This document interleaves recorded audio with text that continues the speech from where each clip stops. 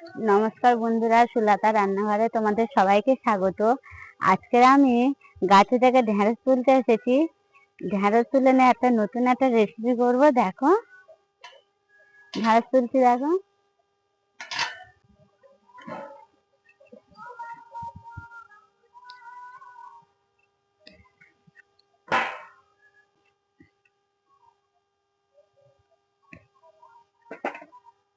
আজকে ঢেঁড়স তুলে নিয়েছি। আর এখানে কলমি শাক আছে, কলমি শাক তুলে নেব। আজকে কলমি শাক ভাজা করব। কত সুন্দর সব কলমি শাক।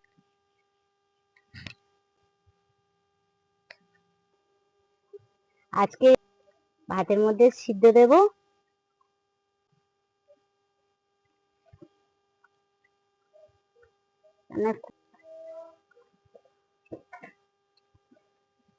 আর ওল আমি ছাড়িয়ে নিয়েছি, আমাদের চাষের ওল। আর ঢেঁড়স গুলো জলের মধ্যে ধুয়ে নেব। ধুয়ে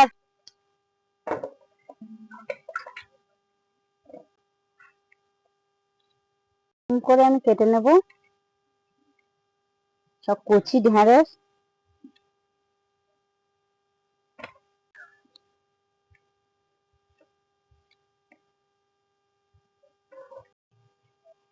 আমি কলমি শাকগুলো বেছে পরিষ্কার করে নিয়েছি, কেটে নিচ্ছি। আমি জড়া উনুনে বসাবো, সব জোগাড় করে নিচ্ছি।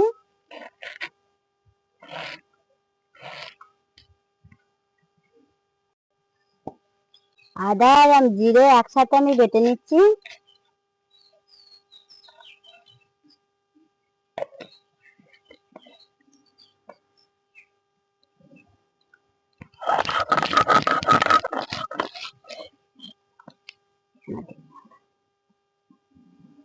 আদা জিরে একসাথে বাটা হয়ে গেছে, তুলে নিচ্ছি।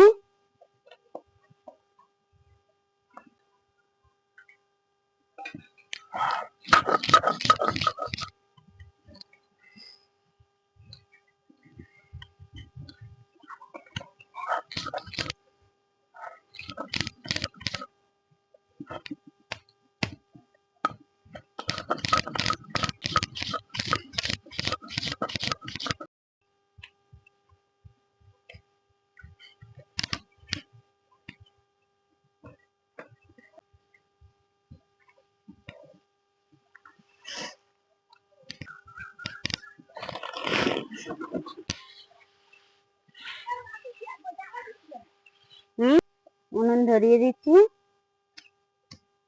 কেটে রাখা ঢেঁড়স গুলো দিয়ে দিচ্ছি।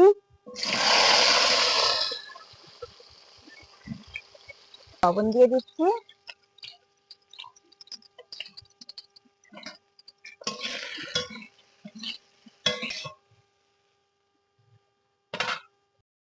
কড়ার মধ্যে আমি 5 ফোড়ন দিয়ে দিচ্ছি।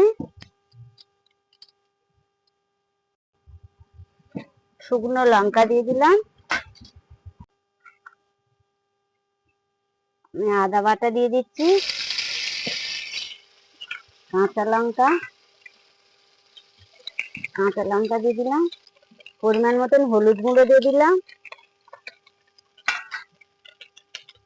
দিয়ে দিচ্ছি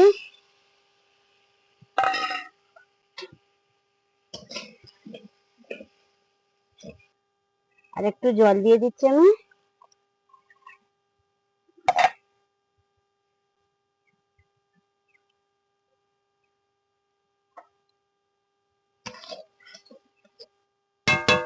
দিয়ে দিচ্ছি। ঢেঁড়স শস্য হয়ে গিয়েছে, নামিয়ে নিচ্ছি। কেটে রাখা ধনে পাতা আমি ছড়িয়ে দিচ্ছি।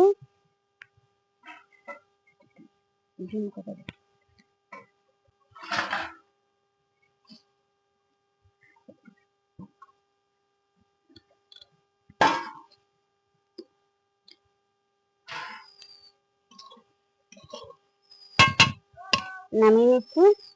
সসের সাথে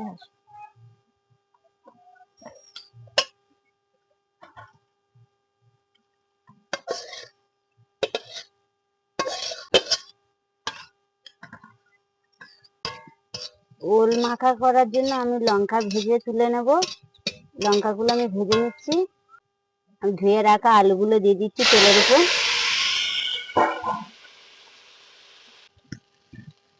কলমি শাক আলু ভাজার জন্য আমি লবণ দিয়ে দিচ্ছি আলুর উপর, মতন হলুদ গুঁড়ো দিয়ে দিলাম।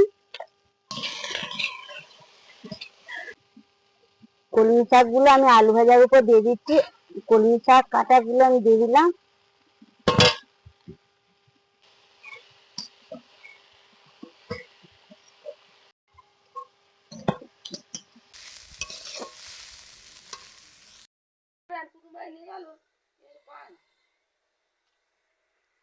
আজকের দুপুরে কলমি শাক আর আলু ভাজা, ঢেঁড়স সর্ষে টমেটোর চাটনি, রোল মাখা।